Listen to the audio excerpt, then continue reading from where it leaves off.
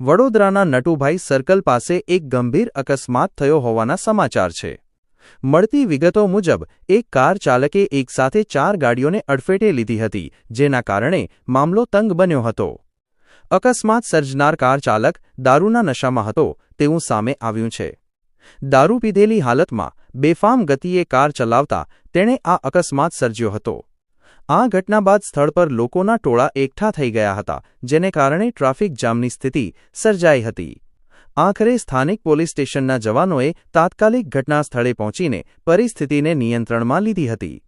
મહત્વનો સવાલ, ગુજરાતમાં દારૂબંધી હોવા છતાં કાર ચાલકે આ દારૂ ક્યાંથી મેળવ્યો અને પીધો તે અંગે ગંભીર સવાલો ઊભા થયા છે અને પોલીસ દ્વારા આ મામલે કાયદેસરની કાર્યવાહી હાથ ધરવામાં આવી છે।